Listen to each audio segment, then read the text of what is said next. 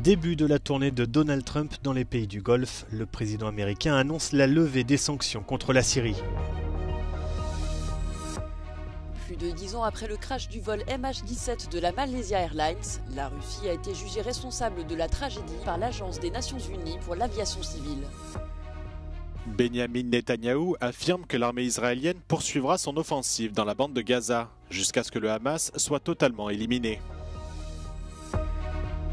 Gérard Depardieu condamné à 18 mois de prison avec sursis pour agression sexuelle sur 2 femmes lors d'un tournage de film en 2021.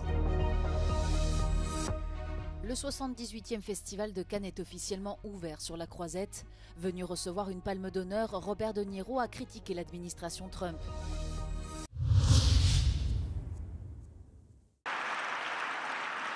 Donald Trump annonce que les sanctions américaines contre la Syrie vont être levées. Le président américain, qui a débuté mardi sa tournée dans les pays du Golfe en Arabie Saoudite, doit rencontrer dans les prochaines heures à Riyad le président syrien Ahmed al-Shara. The sanctions were brutal and crippling and served as an important function, nevertheless, at the time. But now it's their time to shine. It's their time to shine. We're taking them all off, and they're going to have, I think they're going to have, based on the people and the spirit and everything else that I'm hearing about. So I say good luck, Syria. Show us something very special. Depuis qu'il a fait chuter le régime de Bachar al-Assad, le président syrien par intérim mène une importante activité diplomatique pour faire tomber les sanctions occidentales qui pèsent sur l'économie d'un pays ravagé par la guerre. La semaine dernière, Ahmed al-Shara avait été reçu à l'Élysée par Emmanuel Macron.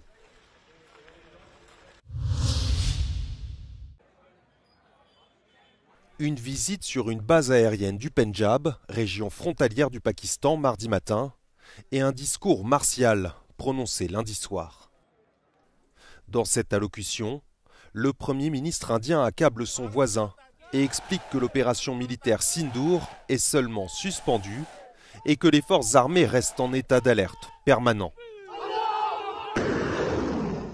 Le message de Narendra Modi se veut clair. Si les armes se sont tues samedi après 4 jours de violents combats de drones, missiles et tirs d'artillerie, la moindre étincelle pourrait remettre le feu aux poudres. De son côté, le Premier ministre pakistanais Shehbaz Sharif prévient qu'il défendra sa souveraineté. L'escalade récente, la pire depuis des décennies entre les deux voisins, fait suite à une attaque meurtrière au Cachemire indien. L'Inde a accusé des militants soutenus par le Pakistan, ce qu'Islamabad nie. Les représailles ne se sont pas faites attendre. Des deux côtés de la frontière, les civils déplacés rentrent désormais chez eux, alors que les tensions restent vives, malgré la trêve actuelle. Plus de 10 ans après le crash du vol MH17 de la Malaysia Airlines, la Russie a été jugée responsable de la tragédie par l'Agence des Nations Unies pour l'aviation civile. L'avion, un Boeing 777 reliant Amsterdam à Kuala Lumpur, avait été abattu en juillet 2014 alors qu'il survolait le Donbass, une zone tenue par des séparatistes pro-russes. Les 298 personnes à son bord, majoritairement néerlandaises, avaient toutes péri. La décision de l'agence onusienne fait suite à une plainte déposée en 2022 par les Pays-Bas et l'Australie. Une enquête internationale dirigée par les autorités néerlandaises avait déjà conclu en 2016 que l'appareil avait été touché par un missile fourni par la Russie aux forces séparatistes de la région. Il s'agit de la première décision prise par le Conseil de l'organisation sur le bien-fondé d'un différend entre États membres de l'ONU. Le Kremlin, qui a toujours nié toute implication dans la tragédie, a rejeté ses conclusions. Son porte-parole, Dmitri Peskov, les a qualifiés de biaisés, rappelant que la Russie n'avait pas été associée à l'enquête internationale.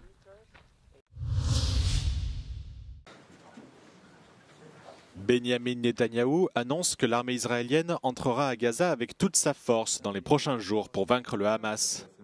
Le Premier ministre israélien a par ailleurs évoqué de nouveau un projet de relocalisation d'une partie de la population de Gaza dans les pays voisins.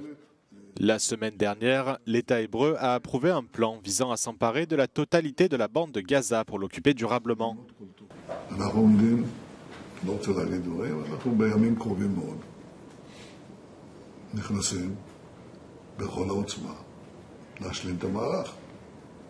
להשלים את המהלך זה להכניע את החמאס. זה להשמיד את החמאס. עכשיו הכוחות נמצאים שם. יכול להיות שהחמאס יגיד, פוס פוס פוס, אנחנו רוצים עוד לשחרר עוד אסירה בשביל, תבין, ניקח, ואחר כך ניכנס. אבל לא יהיה מצב שאנחנו נפסיק את המלחמה, אני לא אומר, אתה יכול לעשות הפסקת אש לזמן ידוע, אבל אתה לא יכול, אנחנו הולכים עד הסוף. Le Hamas détient encore 58 otages, dont 24 seraient encore en vie. Après la libération lundi de l'Israélo-américain Eidan Alexander, suite à des pourparlers directs entre les États-Unis et le Hamas. Alors que la crise humanitaire s'aggrave dans la bande de Gaza, l'armée israélienne a ordonné mardi l'évacuation de plusieurs zones du nord de l'enclave, avant des frappes de représailles et des tirs de roquettes. Israël a par ailleurs annoncé mercredi matin avoir intercepté un missile en provenance du Yémen. La Serbie est pleinement engagée sur la voie de l'adhésion à l'Union européenne. Les mots du président du Conseil européen, prononcés à Belgrade, aux côtés du président serbe.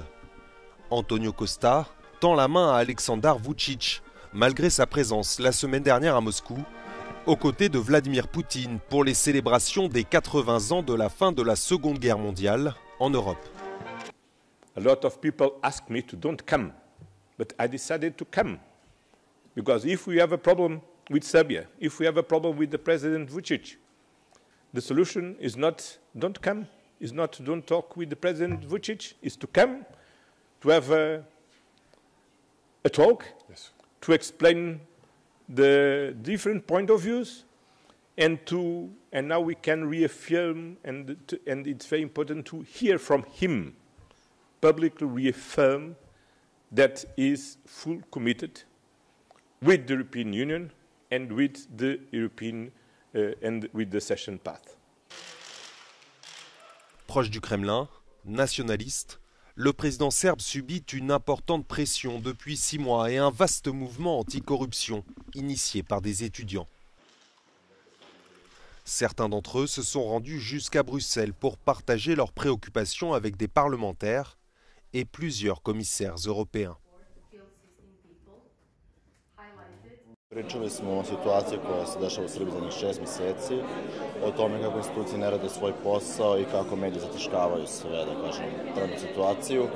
Oni su, da kažem, su podržali nas, uz nas su i to je to. Bilo je tu još nekih spornih tema o kojima smo pričali, ali ne bi duže o tome. Well, the president of the European Council, Antonio Costa, is in Belgrade discussing the challenges on Serbia's path to the EU with the Serbia's president. The real challenge for Aleksandar Vučić is here in Brussels. Students who run from Serbia to Brussels to draw attention to issues of corruption and the rule of law are meeting with members of the European Parliament as well as with 2 commissioners. Earlier, Enlargement Commissioner Marta Kos stated that the demands of the Serbian students are essentially the same as what the European Union is asking of Serbia. Gérard Depardieu, reconnu coupable d'agression sexuelle, est condamné à 18 mois de prison avec sursis. L'acteur âgé de 76 ans en tournage en dehors du pays n'était pas présent à la lecture du délibéré du tribunal correctionnel de Paris. Son avocat a déclaré qu'il allait faire appel de sa condamnation.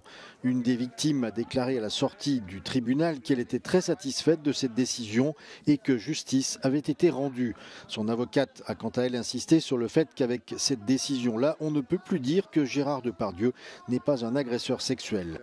Alors que plus de 20 femmes ont publiquement accusé Gérard Depardieu, il s'agissait de la première affaire jugée devant un tribunal. Outre cette peine de prison, l'acteur a été condamné à 2 années d'inéligibilité et son nom ira grossir le fichier des auteurs d'infractions sexuelles. Enfin, notez qu'une autre affaire de viol, cette fois-ci, va concerner Gérard Depardieu et devrait être jugée dans les prochains mois.